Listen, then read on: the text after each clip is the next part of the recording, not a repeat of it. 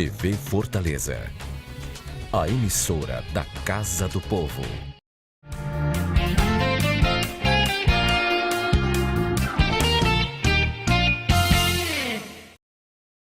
Meus cumprimentos aos telespectadores da TV Fortaleza, canal 6 da Multiplay e canal 61.4 na TV digital.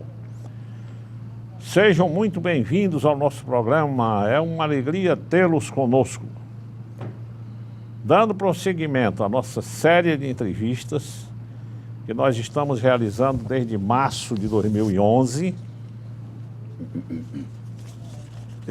Toda semana nós estamos aqui com este programa, que hoje é o programa de número 282, e eu tenho a satisfação de receber aqui hoje o doutor Inimar Fernandes.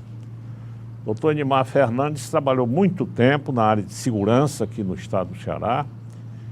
Ele foi subsecretário... Secretário de Segurança Pública. Ele foi subsecretário na época do Moroni, não é isso? Não, na época do Moroni era corregedor-geral. Ele era corregedor-geral na época do Moroni e depois foi secretário de Segurança do primeiro governo Tasso Gereissati, de janeiro de 91 a fevereiro de 92. Doutor Inimar, eu tenho a satisfação de recebê-lo e eu queria inicialmente que o senhor fizesse aí um resumo do seu currículo profissional e pessoal. Muito bem. Doutor Roberto, meus cumprimentos e aos telespectadores desse programa, ilustrado programa. Meu nome é Inimar Fernandes, como já referido. Nasci no dia 16 de abril de 1954, sou natural do Rio Grande do Norte e fiz o estudo primário lá, inicialmente no Rio Grande do Norte, depois aqui, terminei aqui em Fortaleza, até que ingressei no primeiro ano, naquela época, ginasial, no Ginásio Industrial Padre João Pia Marta. Fiquei as 4 séries ginasiais e 2 científicas. Quando ingressei na Universidade Federal do Ceará, no vestibular de 74, no curso de Direito, certo, e concluí o curso de Direito em 78. Certo. Nessa época, aliás, por essa época, eu já com a conclusão da graduação em Direito, fiz um concurso para delegado, e embora já tivesse estado antes, em 78, na Polícia Federal, como agente, fiz um curso, fui nomeado para Campo Grande, Mato Grosso do Sul, em 78, e fiz concurso para delegado aqui em 79, então assumi e permaneci como delegado até minha aposentadoria.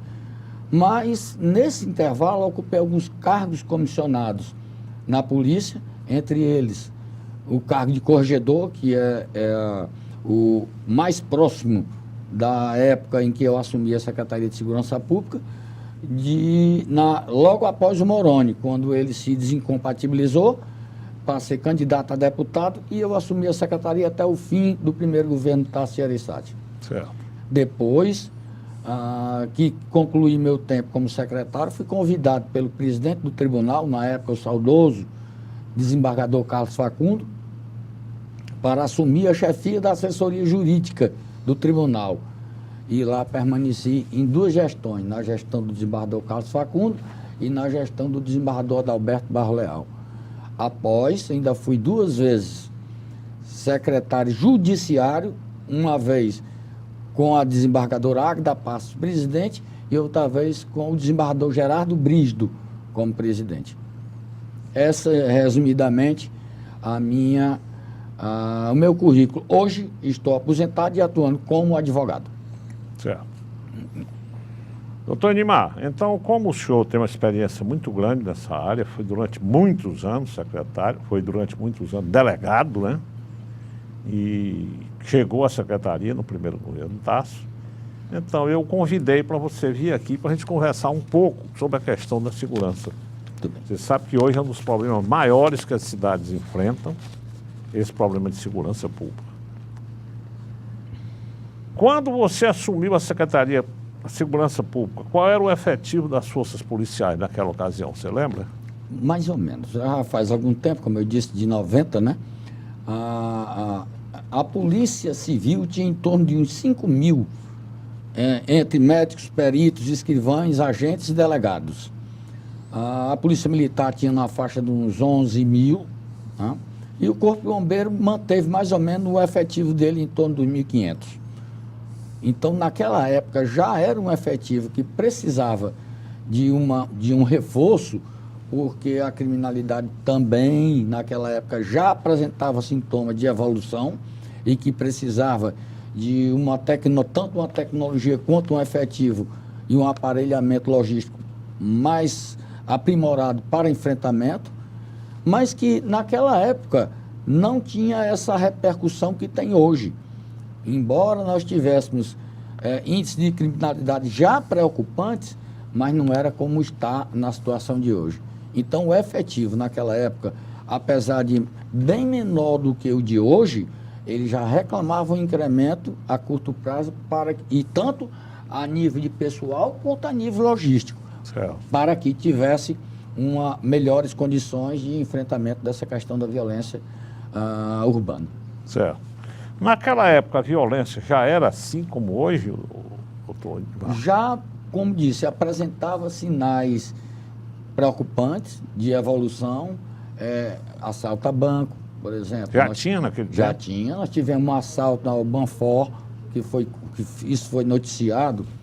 Eu me lembro desse assalto. E outros casos naquela época. Eu me lembro desse assalto. Isso que já mostravam sinais de que havia uma evolução e que reclamava pronta resposta daquelas autoridades policiais que gerenciavam a segurança pública na época. Eu me recordo, inclusive, doutor Nimar, que o senador Sancho, né, Isso. que era o presidente do Banfor, eu me lembro que ele, de certo modo, enfrentou, não foi, os assaltantes? É verdade. Os assaltantes fizeram algumas exigências, ele não quis atender. Foram todos presos, né? Eu acho até que, pela atitude, o senador Sancho era um homem muito corajoso, era um homem muito decidido, né? E, inclusive, foi muito criticado naquela ocasião, porque ele enfrentou os assaltantes, né? Aqueles clientes e aqueles funcionários que estavam envolvidos lá correram risco de vida, né? É verdade, porque eles invadiram a agência. Foi. E eu me recordo que, graças a Deus, no final, parece que não faleceu ninguém, não é, Dimar? Houve, depois, salvo engano, houve a morte de alguns dos assaltantes. Sim, mas não foi lá, né? Depois... Não, foi depois. Certo. Foi o primeiro grande assalto, não foi, em Fortaleza? Bem, daquela época, foi sim. Certo. Que teve repercussão, imobilizou tanto a Polícia Militar quanto a Polícia Civil e todo o efetivo que nós tínhamos. Foi muito boa essa sua lembrança daquele assalto. Eu realmente me lembro demais, né? Vizinha assalto. Secretaria, não é? Uma ousadia, olha aí. Deu uma repercussão muito grande, porque foi o primeiro assalto a banco em Fortaleza, né, de grande dimensão. E foi muito boa essa sua lembrança. Quer dizer, em 1992 foi 91, 90 por aí. 91, 92. Fazem já o quê? nesse tempo. Já fazem... 20 e tantos anos, quase 30 anos. Quase 30 anos. O tempo não é? Quer dizer, naquele tempo a violência já estava dando sinais, né? É verdade. E naquele tempo, doutor Inimar, eu acho que ainda não existia esse problema sério da droga que há hoje, né? Esse negócio, acho que desse tempo nem se falava em crack, essas coisas, né? É verdade.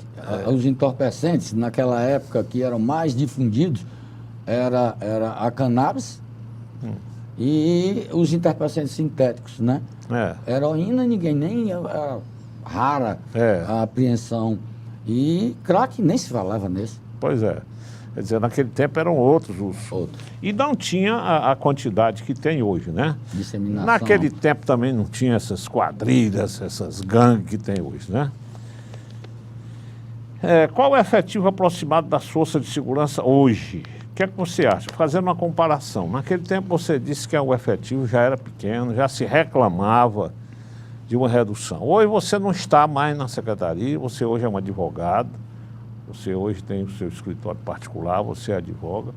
Mas eu acredito que você, porque acompanha ainda, você deve ter conhecimento, né? É verdade. O efetivo hoje da segurança. O que é que você acha? Aproximado. O efetivo hoje está bem maior do que o efetivo daquela época, está em torno englobando todo, tanto a Polícia Civil quanto a Polícia Militar e o Corpo de Bombeiros. Nós temos em torno de 16 mil na Polícia Militar, com promessa do governador de chamamento em novos concursados, realização de novos concursos, a implantação do BP Raio em todos os municípios do Ceará, a Polícia Militar, a Polícia Civil, desculpe, que naquela época tinha um efetivo de 5 mil, hoje, infelizmente, está com efetivo em torno de 2.600 homens ativos, né? O que é isso?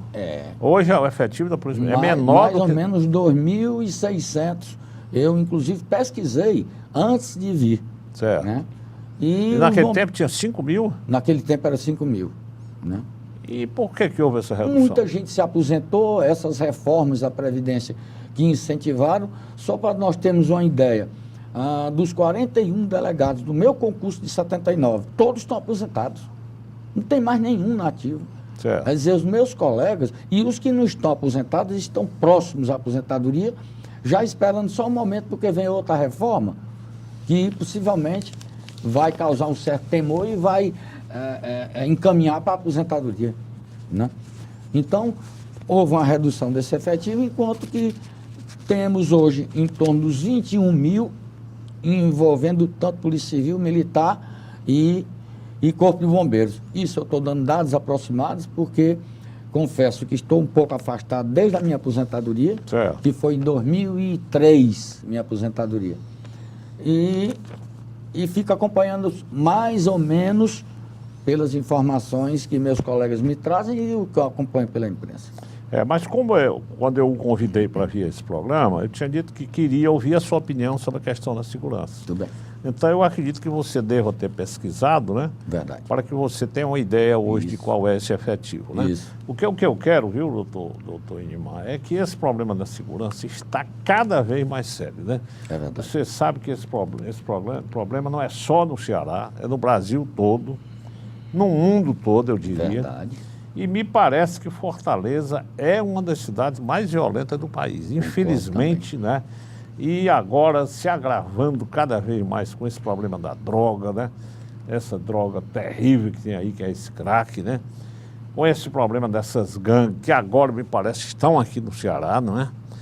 Instaladas aqui, não só o PCC, o Comando Vermelho, como esses novos Guardiões do Estado, outras siglas. Que coisa horrível isso, né, doutor? Que coisa terrível isso. Isso tira a tranquilidade nossa, tira a tranquilidade da nossa cidade. Fortaleza, que era uma cidade tão tranquila, né? Que você conseguia sair à noite, conseguia passear nas praças, e hoje você não consegue mais devido a esse problema da insegurança, né?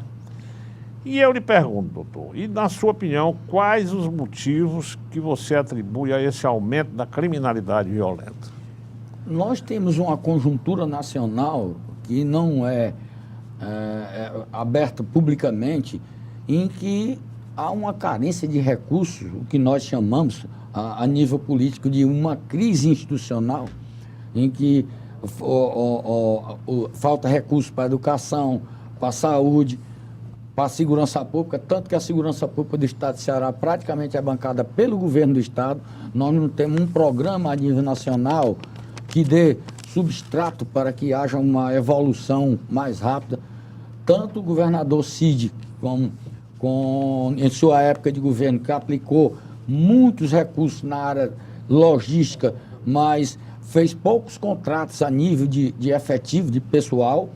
Já o governador Camilo inverteu essa polarização, está priorizando o pessoal, está elevando o nível de vencimental dos delegados, dos militares, tanto que foi aprovado agora, recentemente, para que os nossos policiais militares ganhassem a média do Nordeste em termos remuneratórios.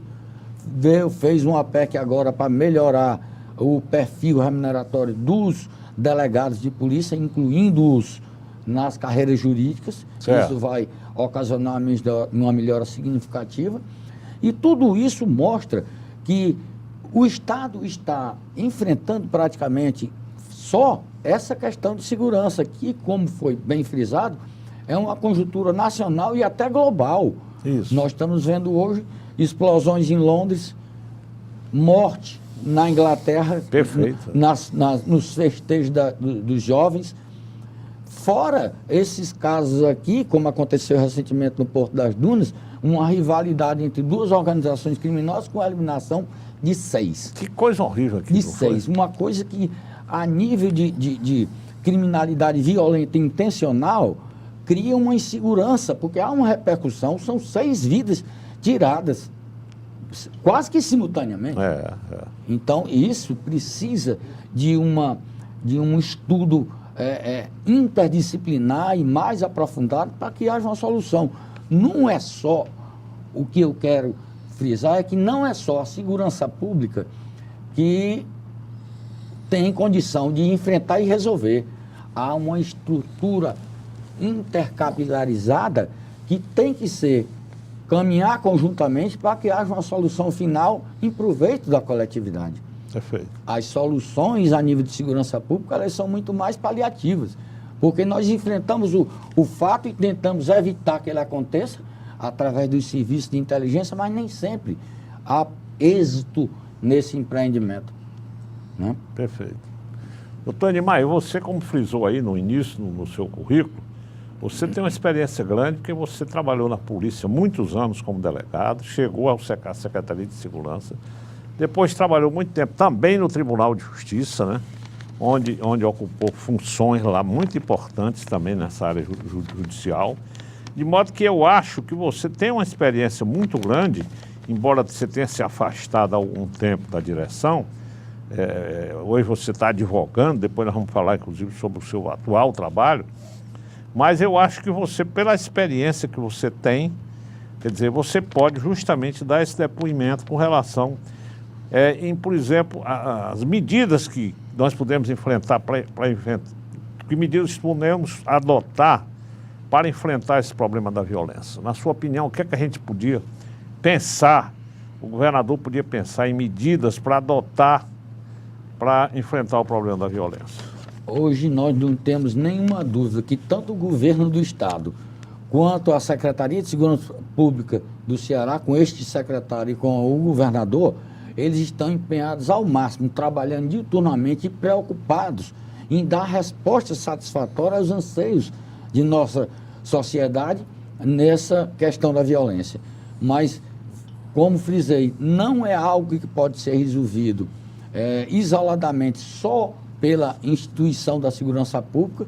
Nós temos hoje um tripé que funciona a nível de organização jurisdicional, vamos consignar com essa expressão, organização jurisdicional, a polícia na apuração, o Ministério Público na coleta de prova e oferecimento da denúncia e o Poder Judiciário na sanção e depois volta de novo para o Poder Executivo para o cumprimento das sanções impostas. Eu vi no jornal hoje, com muita surpresa, que o nosso Estado nunca atingiu o nível de presos em seu sistema prisional, em torno de 26 mil presos, um número elevadíssimo, com uma despesa aproximada de 30 milhões para manter esses presos, com a responsabilidade do Estado em saúde, alimentação, vestimenta. É uma despesa alta. Isso. E preocupante, porque o Estado, fazendo toda a parte dele, tem que haver a complementação de escolas, empregos, saneamento básico e outros reclames que a sociedade tem que precisam chegar para que haja uma solução final satisfatória. Perfeito. Doutor Inimar, conforme o senhor frisou, na gestão anterior do governador Cid Gomes, o governador Cid Gomes investiu muito na Secretaria de Segurança, principalmente nessa parte de equipamento. Ele implantou o programa Ronda do Quarteirão, que foi um programa caro, né? Um programa em que ele adquiriu uma série de caminhonetas Hilux, né? E mudou todo o afardamento, toda a apresentação da Polícia Militar, adquiriu helicópteros. Realmente ele investiu muito na área de segurança, o governador Cid Gomes. E se esperava, né, o Inimar, que a gente tivesse bons resultados, né? Porque foi realmente um investimento alto que ele fez, e ele, inclusive, foi uma das bandeiras da campanha dele, né? E na sua opinião, por que, doutor Nimar, que não deu bons resultados? O que você acha que houve para não ter trazido bons resultados para o investimento alto que foi feito? Eu reafirmo aquele ponto inicial de que a questão da violência, principalmente a violência urbana, que a do campo também hoje preocupa. Nós tivemos agora no Pará recentemente um massacre de várias pessoas. A violência urbana não é uma questão, como eu frisei, que pode ser enfrentada só com a logística da segurança pública. Tem que haver interpenetração, tem que haver acompanhamento e caminhar uníssono de outras instituições do Estado que são igualmente importantes. Precisa de que haja escolas, empregos, alimentação satisfatória, saúde digna. Todos esses fatores são importantes para que haja um resultado final bom. Quando se investe muito na área da segurança, tanto na área do apoio logístico quanto no pessoal, nós estamos fazendo uma parte significativa, é importante isso. Mas sozinho não há como se resolver. Não há como se ver. As organizações criminosas estão sofisticadas, estão com armamentos sofisticadíssimos. Todo dia nós somos surpreendidos com os armamentos. Como é que eles chegam aqui? Enquanto que a nossa polícia ainda tenta ficar fazendo o trabalho de inteligência que muitas vezes acontece, que já foi evitado outro massacre, igualmente lá no Porto das Dunas, com a prisão antes dos fatos, em uma dissidência de facções criminosas. Quer dizer, a polícia está fazendo sua parte. Perfeito. Mas a criminalidade está organizada e precisa de muito mais condições para ser enfrentada. O governo do Estado tem adotado política de segurança com visão prioritária do tema. Você vê, inclusive frisamos aqui também, que no governo Camilo Santana, ele resolveu investir mais no pessoal, investir mais no homem, né? Ele é um homem muito bom de diálogo, o governador. Me parece que no governo anterior eles reclamavam muito que não conseguiu ter um diálogo com o governador Cid, mas com o Camilo já os recebeu várias vezes, já dialogou com eles. Me parece que com essa mudança que o governador Camilo adotou de política de relacionamento com eles, me parece que no princípio até que deu um bom resultado, né, doutor? E há uma tendência de evoluir com a melhora porque os esforços estão sendo empreendidos diuturnamente. O secretário mostra e prova para todos que ele está preocupado com esse tema da segurança e quer acertar. O governador, ao nomeá-lo, um homem experiente, delegado da Polícia Federal, também mostrou que quer acertar. Então, todos estão tentando encontrar uma maneira de evoluir para uma solução satisfatória nessa questão da segurança pública. Perfeito. Doutor Nimar, eu quero agora falar com um advogado. O senhor hoje é um advogado, um dos advogados mais atuantes aí da cidade. Eu queria que o senhor falasse agora como o senhor vê o momento atual, que está muito confuso, né? Com esses problemas da vida entre o executivo e o judiciário, né? Inclusive recentemente com esse julgamento aí, a absolvição do presidente Temer e da ex-presidente Dilma. Como é que você vê esse quadro atual, doutor? Como é que você está vendo essa situação no país hoje? Muito preocupante. O Poder Judiciário, até então, e eu falo agora no nível do Supremo Tribunal Federal, do Superior Tribunal de Justiça e do Tribunal Superior Eleitoral. Certo. Eles estavam sempre aqui distantes e não praticavam com tanta veemência o ativismo judiciário, quer dizer, dando soluções para o impasse executivo-legislativo a nível federal. O executivo propõe umas medidas e o legislativo praticamente estanca as soluções pelas dissidências, como aconteceu entre o executivo e o Senado com o Renan Calheiros. Isso é público e notório, não é nada que eu esteja inovando aqui. Isso. Hoje está mais leve em relação tanto ao Eduardo Cunha quanto em relação ao Maia. Isso. Né? Porque com a mudança houve uma melhor sonorização. Isso. Mas o judiciário, quando foi chamado a resolver essa questão, ele mostrou primeiro, uma dissidência em relação à Procuradoria-Geral da República, que foi público, registrado. O ministro Gilmar Mendes fez duras críticas ao Procurador-Geral da República. Perfeitamente. Outras vezes, em outras matérias, críticas aos procuradores da República que atuavam lá na Força-Tarefa da Lava Jato. Isso. E, no fim, mostrou que o Tribunal Superior Eleitoral é um tribunal eclético, muito eclético e fragmentado em termos de julgamento. Perfeito. 3 ministros, o Herman Benjamin, que foi o relator, o Fux e a ministra Rosa Weber. Isso. Seguiram a linha processual. Isso. Se cingiram às provas. Isso. Os outros seguiram a linha política. Exatamente. Aí deixaram as provas e foram pela linha política visando a governabilidade. Isso. Mas a Constituição tem a saída estratégica em qualquer das situações. O que aconteceu como resultado final nisso? Diante de uma crise de legitimidade do Congresso Nacional e das instâncias executivas, diante de uma crise de autoridade. Perfeito. E diante de uma crise de representação, o Judiciário foi chamado a dar solução e, infelizmente, essa solução não foi a solução que fosse satisfatória para a ampla maioria da sociedade brasileira. Perfeito. Né? Doutor, infelizmente o nosso tempo já está passando, nós estamos chegando ao final do nosso programa, mas eu queria colocar à sua disposição as nossas câmaras para que você acrescente alguma coisa mais sobre o seu trabalho atual, sobre a questão do país no momento. Fique à vontade para você acrescentar mais o que você queira.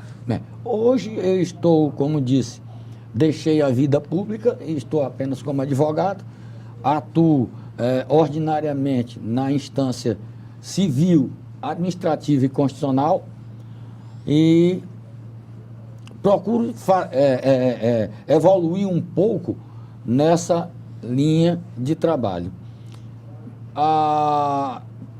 Praticamente tudo que eu aprendi nessa época que eu estive no tribunal, eu estou utilizando agora com o exercício da advocacia com uma certa naturalidade em função de tanto tempo que passei lá trabalhando com os nossos desembargadores e juízes. Certo. Né?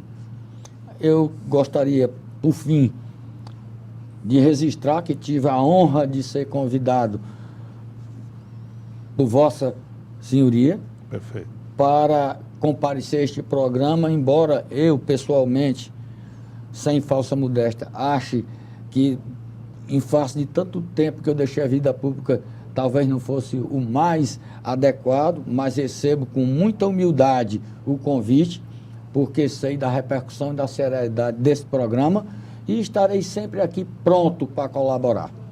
Perfeito. Eu fiz questão de convidá-lo, viu, doutor Nimar, porque eu queria que você desse um depoimento, você que foi secretário, ainda no primeiro governo do Tasso, né, para a gente fazer uma comparação do que era a segurança naquele tempo e do que é a segurança hoje. O senhor depois ocupou outras funções também no Tribunal de Justiça e eu fiz questão de trazê-lo aqui pela sua experiência que você tinha para que você trouxesse aos seus ouvintes o seu depoimento. Mas eu queria agradecer demais a sua presença, doutor Nimar. Foi uma honra. Fiquei muito feliz de o senhor ter vindo aqui.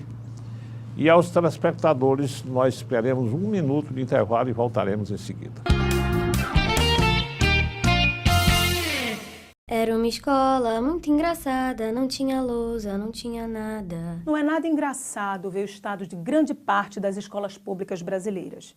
Faltam bibliotecas e quadras esportivas. Energia elétrica nem sempre tem. Ver de perto essa situação e agir para mudar é o objetivo do Ministério Público pela Educação. Conheça o projeto acessando o site. MPEDUC, uma iniciativa do Ministério Público Brasileiro pela Educação.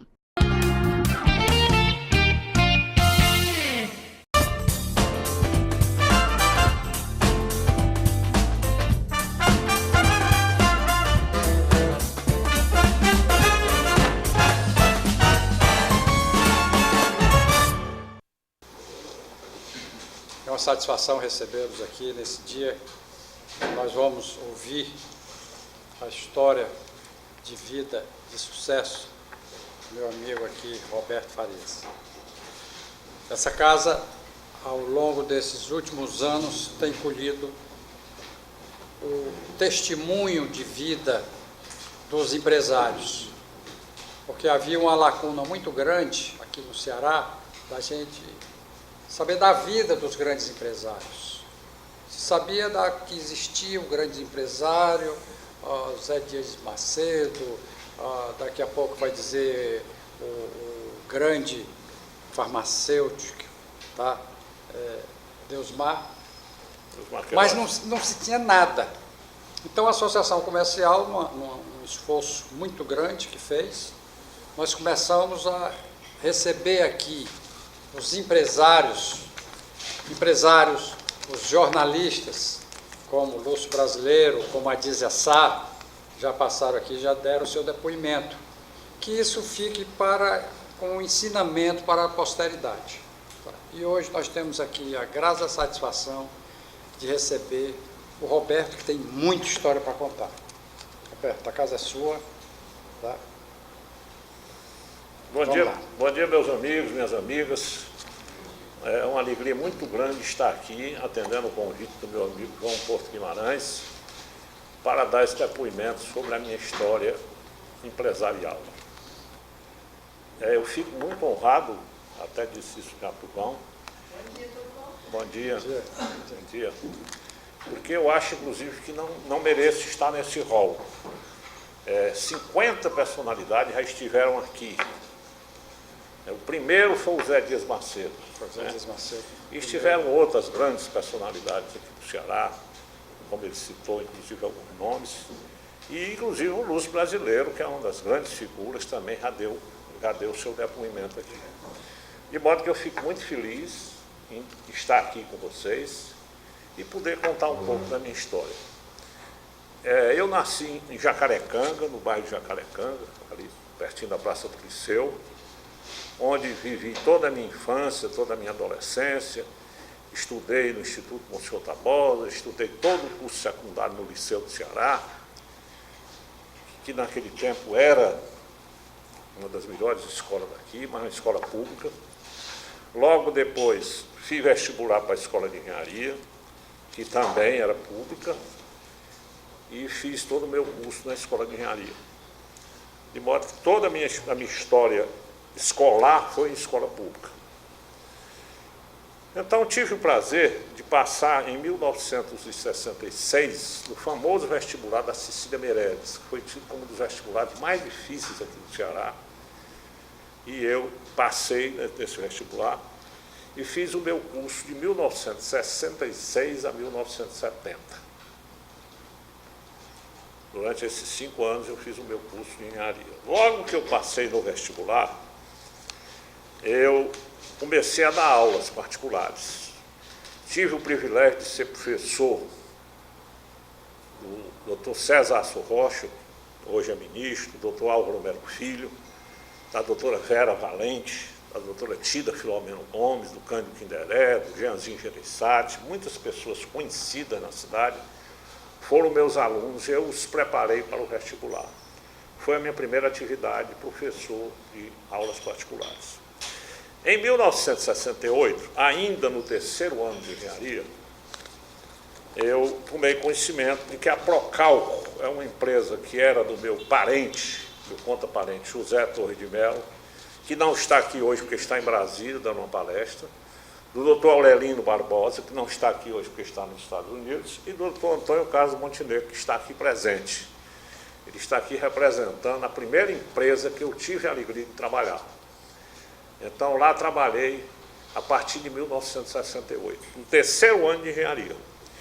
Além de eu ter conseguido um estágio, naquele tempo era uma luta você conseguir um estágio. Eu tive o privilégio de, além de ter um estágio para mim, eu consegui levar 6 colegas para trabalhar na Procálculo.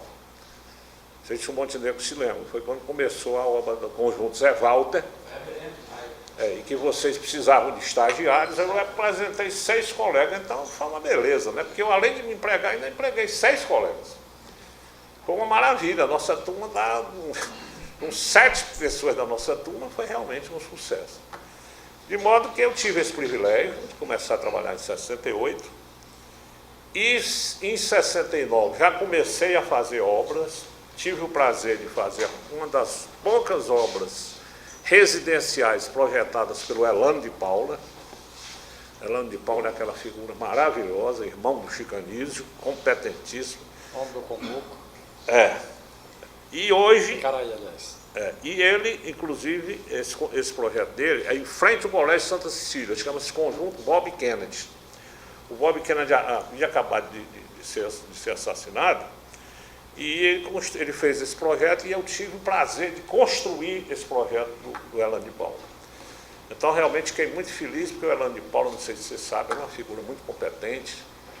Dizem, inclusive, que era até mais competente do que o próprio irmão Chico Anísio. Aí eu comecei a fazer obras, tive o privilégio de fazer o primeiro centro social urbano do Brasil. Na época o prefeito era o Vicente Fialho e o governador o César Calles. Então eu tive a honra de construir o primeiro centro social urbano do Brasil, que era lá no Henrique Jorge. Construí para a Procal. Depois construímos os 2 blocos para o Centro de Convenções Edson Queiroz. Esse centro de convenções, que foi outra grande obra do governo César Calles, e eu tive essa honra de fazer, bom dia, de fazer os 2 principais blocos. Ainda concluindo o meu curso, eu já havia assumido posição de engenheiro. No 5º ano de engenharia, eu já era engenheiro de obra, porque eu já tinha experiência de mais de 2 anos e meio, e eu me recordo até que no dia que eu terminei minha prova, no dia seguinte eu viajei para Caruaru, porque a Procal havia ganho a construção para construir a rodoviária de Caruaru. Aí eu, ainda como quintanista de engenharia, fui para Caruaru construir aquela rodoviária. Eu abri lá a obra, iniciei a obra, vim aqui para colar grau. Antes de eu colar grau, já tinha assumido essa obra, e me recordo, inclusive, que o meu irmão Carlos Alberto Farias, que casou nesse ano, eu não pude ver o casamento dele, porque eu estava nessa obra, eu ainda como estudante, assumi uma responsabilidade tremenda, de uma obra fora de Fortaleza, eu como engenheiro responsável, não pude vir ao casamento do meu irmão. Só vim aqui uns 3 dias depois que ele havia casado. De modo que foi outra coisa marcante na minha vida, eu ter conseguido assumir uma obra em Caruaru, ainda como estudante de engenharia. De modo que, como engenheiro, eu tive algumas coisas marcantes na minha vida. Como eu falei, né, o primeiro centro social urbano, o centro de convenções do Ceará, o centro de convenções Edson Queiroz. Praticamente começamos o hoje famoso bairro Guararapes. Surgiu um novo bairro aqui em Fortaleza, vocês devem ter conhecimento, é um bairro que fica ali em frente ao Iguatemi, que fomos nós que fizemos a primeira construção ali, chamado Conjunto Guararapes.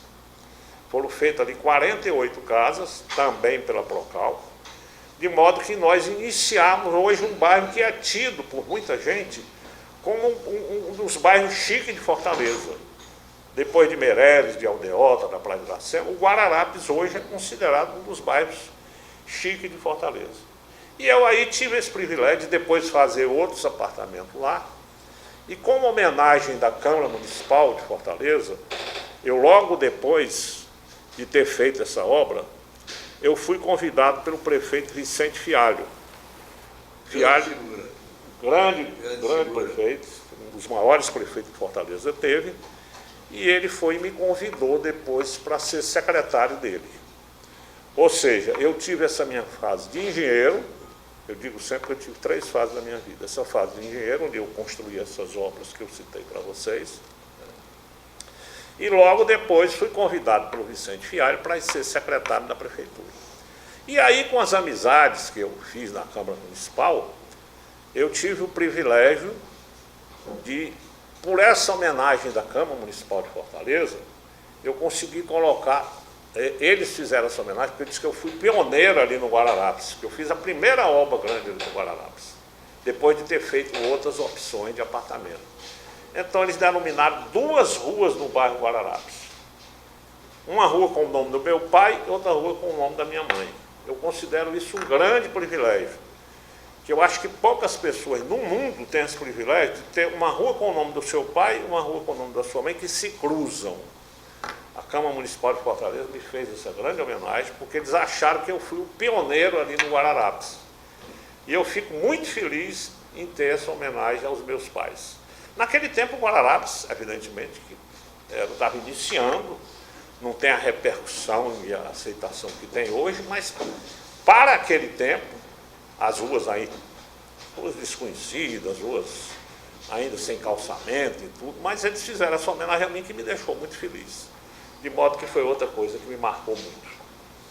Então, após essa fase de engenheiro, tendo feito essas obras, inclusive obras pela própria Procal, eu fiz obras em Brasília, construí 658 casas em Brasília, construí 3 blocos para a Universidade Federal do Piauí, fiz obras também em Natal, de modo que eu passei 10 anos na minha vida fazendo obras, e foi a primeira fase da minha vida, essa minha fase de construtor.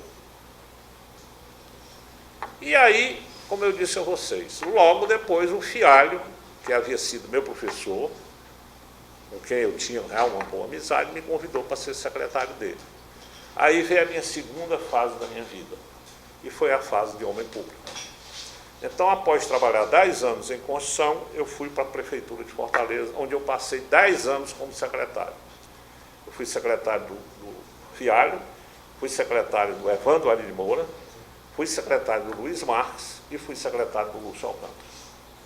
Com todos eles, eu tive a oportunidade de, graças a Deus, ter uma atividade boa, inclusive no Lúcio Alcântara, eu tive o privilégio de fazer as maiores obras do Lúcio Alcântara. Se vocês se recordam, as grandes obras do Lúcio Alcântara como prefeito, que foi o Parque do Cocó, o Parque Alagadiço, o Quarto Anel Viário, o Parque Parangaba, a urbanização da Beira-Mar, essa urbanização da Beira-Mar, que persistiu durante 25 anos, foi construída por nós, na gestão do doutor Lúcio Alcântara. Eu fiquei muito feliz, porque tive o privilégio de fazer essa obra marcante naquela época. Tive o privilégio de pôr uma placa lá na Beira-Mar, Vigílio Távora governador, Lúcio Alcântara prefeito e Roberto Farias presidente da República. Então foi uma obra realmente muito marcante aqui em Fortaleza. Idealizamos na época, eu sempre procurei, todas as minhas atividades, criar coisas novas, criar coisas diferentes. E lá, quando eu estava construindo a urbanização da Beira-Mar, eu vi uma oportunidade de fazer um anfiteatro à beira-mar. Não sei se vocês conhecem aquele anfiteatro que tem à beira-mar, onde ele funciona só quando a maré está seca.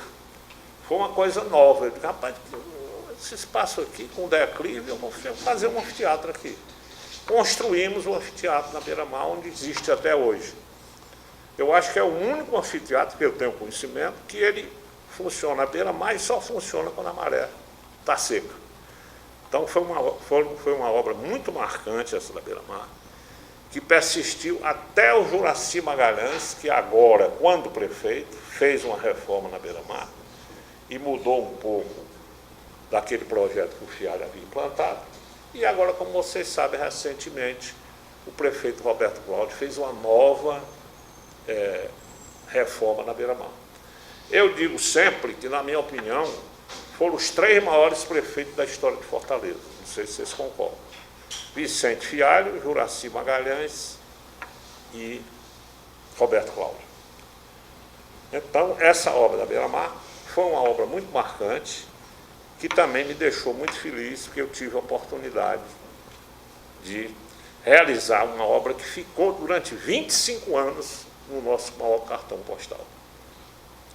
Então, nessa parte de homem público, onde eu permaneci 10 anos, eu fui também eleito na gestão do Lúcio Alcântara, quando eu era presidente da Emurf. Bom dia. Eu fui eleito, na época, presidente da ABEMURB. A ABEMURB é a Associação Brasileira das Empresas Municipais de Urbanização. ela congrega todas as empresas de urbanização do país. E nós tivemos o privilégio de ser presidente dessa entidade durante 12 anos. Nós ficamos lá, saímos da Emurb, continuamos na Bemurb, e lá na Bemurb eu tive contatos, naquela época, com os prefeitos de todas as capitais do país, porque eu representava todos os presidentes das empresas de urbanização. Então isso me deu um relacionamento maravilhoso. E eu, como sempre, modéstia à parte, criativo, eu gosto de desenvolver novas ideias. Eu criei na época um projeto chamado A Cidade é a Casa de Todos Nós. Veja como isso é profundo. Se nós cuidássemos da nossa cidade como cuidamos da nossa casa, ninguém jogava lixo na rua, ninguém depredava o patrimônio público, ninguém arrancava as plantas, ninguém quebrava as lâmpadas.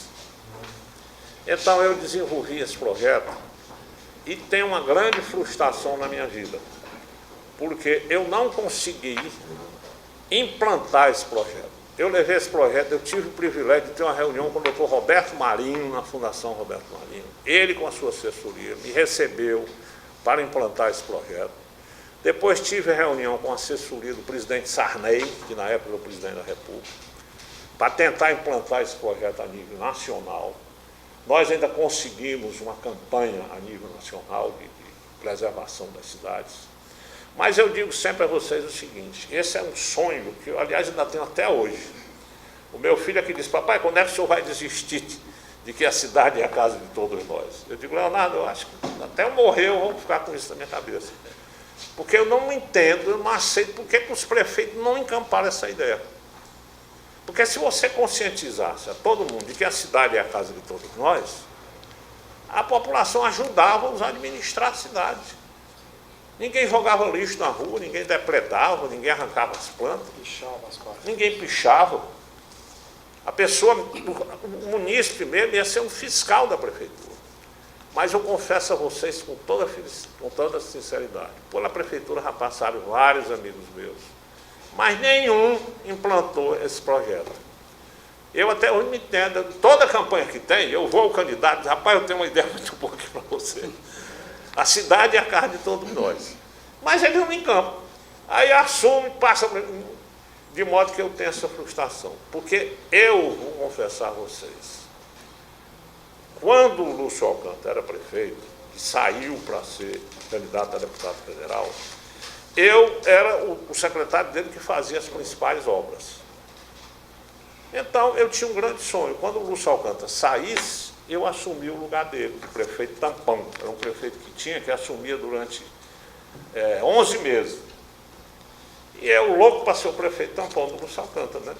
Porque eu achava que tinha feito as grandes obras do Lúcio, achava que tinha essa ideia, mas acontece que veio aquele episódio do Aécio de Borba, que o Aécio de Borba era o candidato a governador apontado pelo Vigílio Távora, e não saiu o Aécio de Borba, saiu o Gonzaga Mota, aquele famoso acordo dos coronéis. Aí, como o Aécio de Borba não saiu governador naquela época, o Vigílio quis dar a ele um prêmio de consolação, que seria a Prefeitura de Fortaleza. Aí o Aécio de Borba, ele deu o Aécio de Borba. E como o Aécio de Borba era muito amigo do Zé Aragão, muito amigo da dona Regina, aí convidou o Zé Aragão para ser o prefeito tampão. Aí, eu confesso a vocês que fiquei tremendamente triste, porque eu gostaria de ter sido o prefeito de Fortaleza. Essa é a grande frustração que eu tenho. Porque além de eu ter feito as maiores obras do Lúcio, eu tinha esse sonho de implantar o Fortaleza é a casa de todos nós. E não implantei. Aí surgiu uma oportunidade de eu ir morar na França. Logo depois desse episódio, ofereceram um estágio de passar 6 meses na França. Aí eu fui, triste, eu tinha perdido a prefeitura, fui morar em Paris, onde eu lá apresentei esse projeto, Fortaleza, a cidade e a casa de todos nós. Um projeto que todo mundo elogia, eu nunca vi um negócio desse. Todo mundo elogia, todo mundo acha ótimo, mas ninguém implantou. Aí, fui para Paris, morei lá, O Aragão foi o prefeito durante 11 meses aqui, saiu e até hoje eu confesso a vocês que todo prefeito que anda, até esse Roberto Cláudio, que é meu grande amigo, quando ele foi assumir, eu digo, prefeito, eu tenho um projeto aqui para você. A cidade Roberto, é muito bom, eu vou estudar, mas não implantou. Se você me perguntar por que, eu não sei. Porque é um projeto que não tem desvantagem para ninguém, só tem vantagem. Né? Porque é uma conscientização de preservação das cidades. Inclusive o projeto englobava ideias muito interessantes.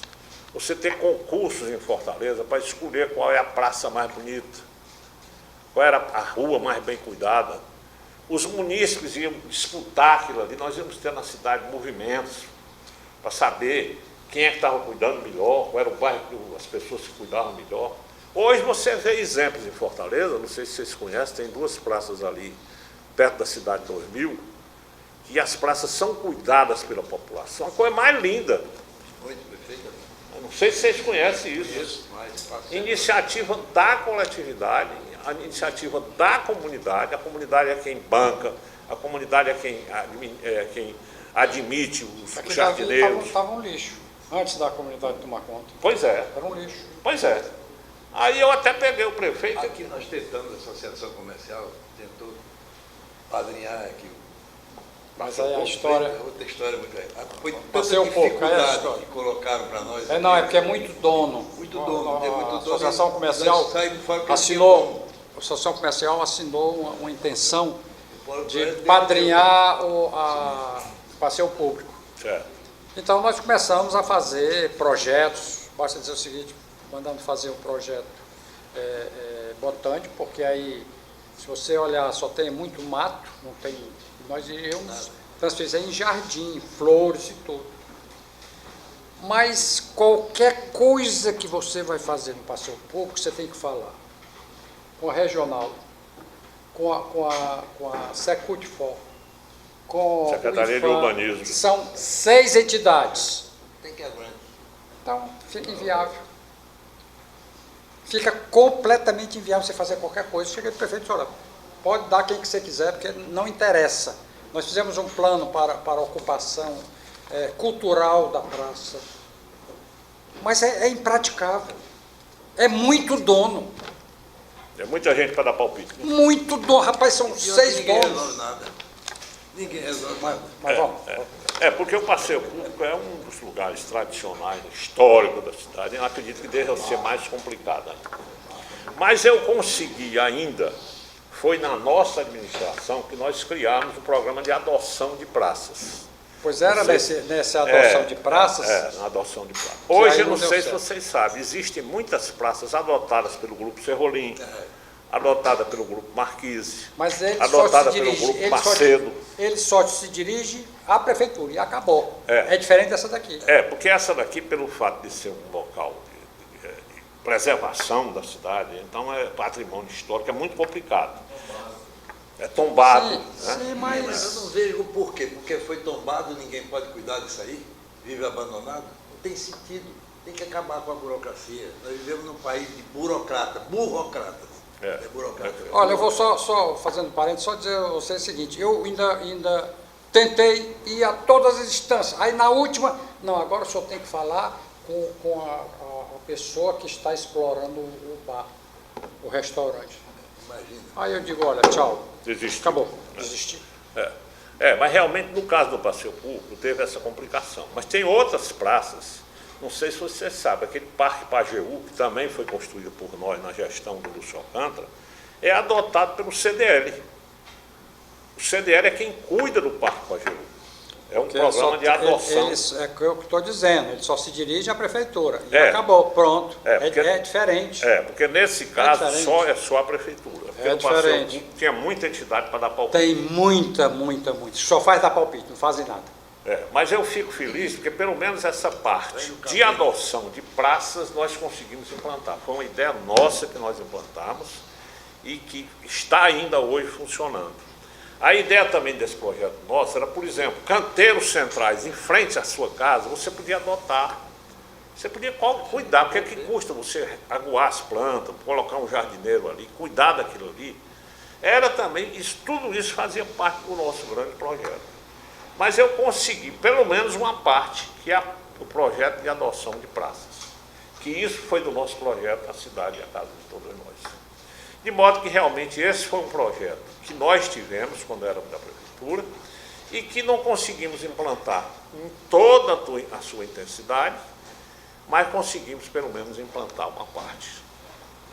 Então essa é a segunda parte da minha vida. Eu passei 10 anos como engenheiro, construindo, como eu disse a vocês, passei 10 anos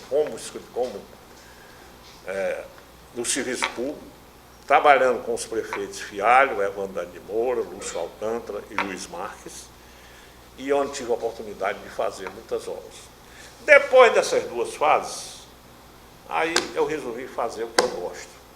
Eu sempre gostei de construção, mas o que eu sempre amei mesmo, o que eu sempre gostei foi de promoções. O meu irmão Carlinhos sempre disse, Roberto, você é quem devia ter sido jornalista e homem de marketing. Nunca devia ter sido engenheiro.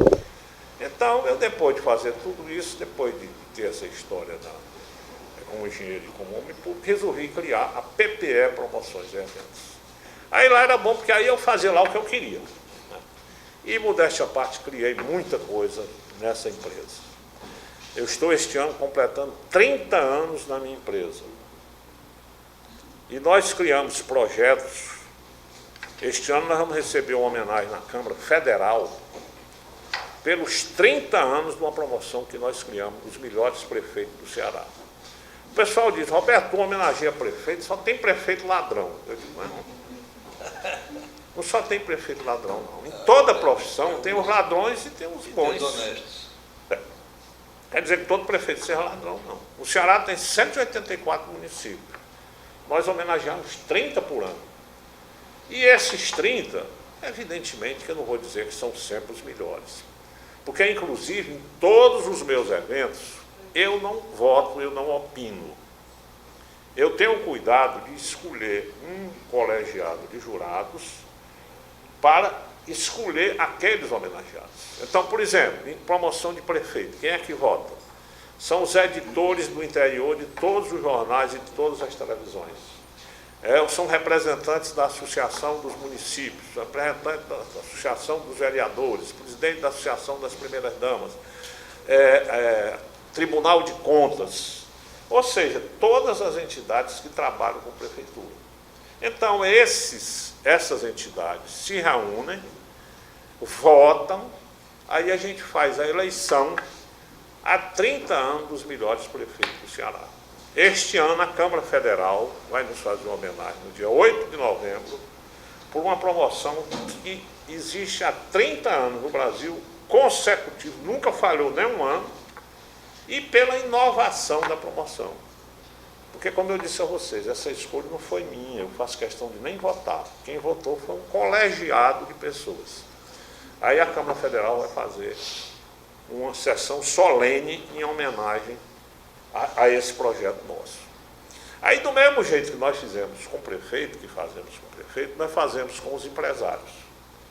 Há 28 anos, esse ano é o 28º ano, nós escolhemos as melhores empresas do comércio, as melhores empresas da indústria, as melhores empresas da agropecuária e as melhores empresas de serviços.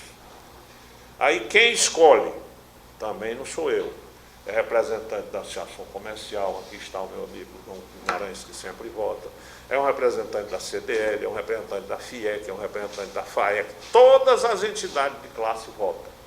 Os jornalistas que trabalham com economia votam, de modo que, outra modéstia à parte, segredo dessas promoções nossas é porque nós escolhemos um colegiado de pessoas que conhecem aquele segmento que está sendo analisado. E aí nós estamos conseguindo, há 28 anos, fazer essa promoção.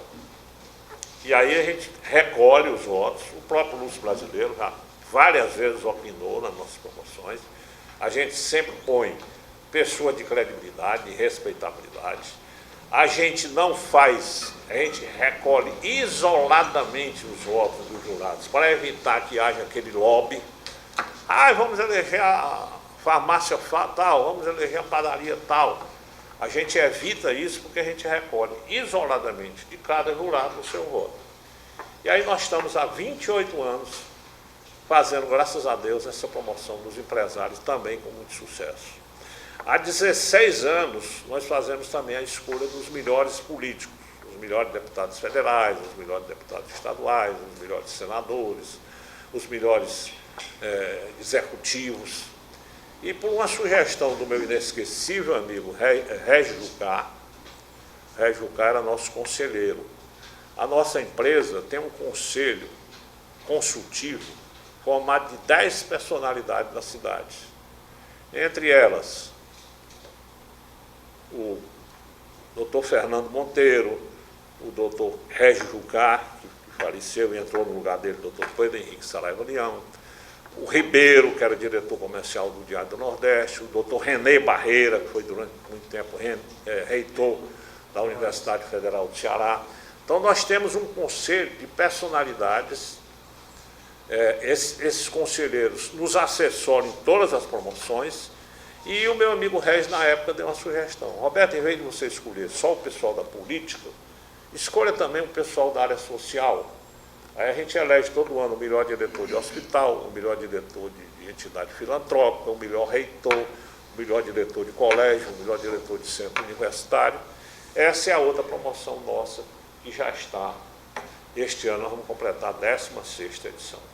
De modo que essa festa é uma coisa que dá muito trabalho, vou conhecer você, mas que me deixa muito gratificado. Eu fico muito feliz porque quando você trabalha e é reconhecido, é muito bom. Porque a pessoa que é reconhecida fica feliz com aquilo que realizou. E outra coisa, você gera uma saudável competição entre os segmentos. Por exemplo, todo ano a gente escolhe uma padaria, escolhe um supermercado, escolhe um colégio, escolhe uma academia. Aqueles que ganham gostam, comemoram, e os que não ganham procuram melhorar para ganhar no ano seguinte. Então, eu acho que com isso a gente contribui para que todos os segmentos se motivem e procurem trabalhar melhor. Então, essas promoções me deixam realmente extremamente realizado. O professor José Augusto Bezerra, não sei se vocês conhecem, foi presidente da Academia Cearense de Letras, grande figura, foi presidente do Instituto Histórico do Ceará. Ele é fã número 1 das nossas promoções. Ele disse: Roberto, você merece uma homenagem especial por esses eventos que você faz, porque você dignifica e você valoriza aquelas pessoas que trabalham bem. Ele, sempre que tem oportunidade, ele elogia muito o nosso trabalho. E é uma pessoa realmente muito marcante na cidade. Agora, além disso, dessas promoções locais, nós fizemos uma grande promoção nacional. Eu tenho essa minha veia de homem de eventos, mas tenho também essa minha veia de repórter, de jornalista. Em 1998, o Diário do Nordeste me convidou e eu fui ser espécie de um repórter, onde eu entrevistava de 15 em 15 dias uma grande personalidade nacional. Então nós entrevistamos, na época, Ricardo Boechat, que eu considero um dos maiores jornalistas do país. Entrevistamos o doutor Roberto Marinho, tive esse privilégio de estar durante 3 horas com o doutor Roberto Marinho, nos concedendo uma entrevista. Entrevistamos o doutor Ivo Pitangui, entrevistamos o Oscar Niemeyer, entrevistamos a Marta Rocha, entrevistamos o Jorginho Guina, todas as personalidades marcantes do país. Aí, nessa ocasião, eu tive uma ideia. Estava no fim do século, foi em 1998. Eu digo: rapaz, está chegando o fim do século XX, então eu vou fazer uma promoção. Vamos eleger os 20 brasileiros vencedores do século XX. Os 20 brasileiros que estavam terminando o século vivos e que tinham sido considerados grandes figuras do século. Aí, do mesmo jeito que eu faço as promoções locais, eu fiz essa promoção nacional. Na época, eu conheci um rapaz chamado Olavo Luiz, um dos rapazes mais competentes que eu conheci, que era assessor do Roberto Campos, era muito ligado ao pessoal da Academia Brasileira de Letras. E o Olavo Luiz me abriu as portas para que eu consultasse muitas personalidades nacionais para votar nessa promoção. Aí foram eleitos os 20 brasileiros do século XX. Os 20 brasileiros que marcaram o século XX e que estavam vivos no final do século. Tinha que estar vivo. Então nós ouvimos naquela ocasião cerca de 150 pessoas. Fizemos uma pesquisa durante 60 dias na internet. E aí foram eleitos os 20 brasileiros do século, que, modéstia à parte, todo mundo que viu a relação gostou muito. Foi eleito naquela época Barbosa Lima Sobrinho, que era o mais velho de todos, tinha 101 anos, e foi o primeiro que faleceu. Ele faleceu uns 4 meses, logo depois da promoção.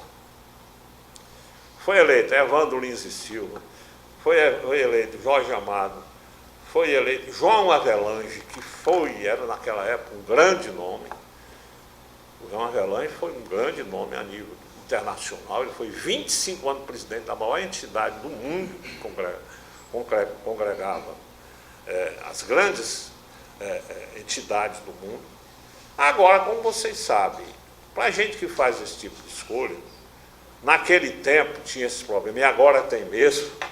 Então, o João Avelange, não sei se vocês sabem, no fim da vida dele, descobriram que o João Avelange tinha uns esquemas com o genro dele, o Ricardo Teixeira, e maculou um pouco a imagem do João Avelange, porque foi comprovado que ele tinha uns esquemas de corrupção, e foi o único daquela lista antiga, que foi corrompido. Então, naquela época, era mais raro do que é hoje. Hoje, se eu fosse fazer uma relação dessa, era um perigo. Porque realmente você faz uma escolha hoje, 15 dias, um mês depois aparece essa. Hoje não tem mais a coragem de fazer isso. Hoje você escolheria o menos ruim, né? Bom menos seria das menos ruim. Mas se vocês verem a relação que nós fizemos na época, Chico Anísio, tivemos 3 cearenses nessa relação. Chico Anísio, Raquel de Queiroz, Aldemir Martins. Foram os 3 cearenses que entraram naquela relação. Na época. Antônio Hermílio de Moraes entrou como Ivo Pitangui, Oscar Niemeyer, Fernanda Montenegro, Pelé, Roberto Carlos. Realmente foi uma relação de primeiríssima qualidade. Todos eles, Emerson Fittipaldi, que foi o primeiro campeão mundial. E então eu tive essa alegria de fazer essa homenagem a essas grandes personalidades. E aí foi outra grande alegria da minha vida. Essa relação foi reconhecida pela Academia Brasileira de Letras, e eu fiz esse evento no Petit Trianon da Academia Brasileira de Letras. Não sei se vocês conhecem, é considerado um dos lugares mais fechados do Brasil. Inclusive o João Avelange, quando esteve lá, ele disse: Roberto, só ter o privilégio de falar na Academia Brasileira de Letras, no Petit Trianon, é uma honra que poucos brasileiros tiveram. Então eu fiz essa festa lá, evidentemente que não consegui levar os 20, porque todos eles já eram pessoas de idade, Jorge Amado, Evandro Lins e Silva, todos tinham uma faixa de 80 para cima, mas eu consegui levar 12. Dos 20 eu consegui levar 12. Adib Jatene, Oscar Niemeyer. Então esse foi o grande evento da nossa empresa, porque eu consegui reunir desses 20, inclusive, não sei se você sabe, hoje só tem 7 vivos. 13 já faleceram. E todos eles, como eu disse a vocês, eram pessoas consagradas e pessoas de muita idade. Mas foi uma coisa que marcou muito a nossa empresa, a realização deste evento. E eu só fiquei triste porque eu não tive a ideia de fazer, na época, a escolha dos 20 cearenses do século XX. Ainda está em tempo. Eu quis, mas já passaram 17 anos do novo século, né? Aí eu não quis fazer, porque eu fiz, inclusive deu certo, 20 brasileiros vencedores do século XX, que foram esses que eu falei. Eu devia ter feito na época os 20 cearenses vencedores do século XX. Tinham 3 cearenses nessa relação, como eu disse. Chico Anísio, Aldemir Martins e Raquel de Queiroz. Esses 20 entraram na relação dos 20 brasileiros do século XX. Mas foi um evento nacional nosso que ficou consagrado, porque foi um evento, modéstia à parte, foi uma escolha muito boa. Evidentemente que em toda a relação, nunca pode se acertar 100%, mas foi quase que uma unanimidade. Nós tivemos a oportunidade, na época, da entrevista em vários canais de televisão a nível de Brasil, e realmente não houve nenhuma crítica a essa relação. Coisa difícil. É, difícil. Porque só o problema do João Avelange só veio surgir agora. Não sei se vocês sabem, o João Avelange foi durante muito tempo endeusado, era um cara... Foi presidente da FIFA. Presidente da FIFA há 25 anos. Mas aí agora, de uns 8, 10 anos para cá, descobriram que o homem tinha esquemas com o genro e tudo, ficou maculado, o único que ficou maculado dos 20 que foram eleitos. De modo, meus amigos, que esses eventos que têm marcado a nossa empresa, nós temos a alegria de continuar realizando, como eu disse a vocês, a dos prefeitos há 30 anos, das empresas há 28 anos, a dos políticos há 14 anos. E agora nós estamos, não sei se vocês sabem, há 5 anos, realizando uma entrevista semanal na televisão. Inclusive, o meu amigo João já esteve lá, Dilma já esteve lá, o Lúcio Brasileiro já esteve lá, várias personalidades, vários homenageados nós estiveram lá. A gente, toda semana, tem um programa de 1 hora na televisão, onde a gente procura levar para a televisão os homenageados nossos. Por que você ganhou a melhor farmácia do Ceará? Por que você ganhou a melhor transportadora? Por que você ganhou a melhor academia? As pessoas vão dizer lá nesse programa por que eles ganharam. Vão justamente ressaltar esses trabalhos que eles realizaram. E isso também me deixa realizado, porque eu acho bom a gente homenagear aquelas pessoas que trabalham bem, porque você incentiva, motiva, e gera uma saudável competição entre eles. De modo, meus amigos, que em rápidas pinceladas, essa é a nossa vida, de primeiro professor pré-universitário, depois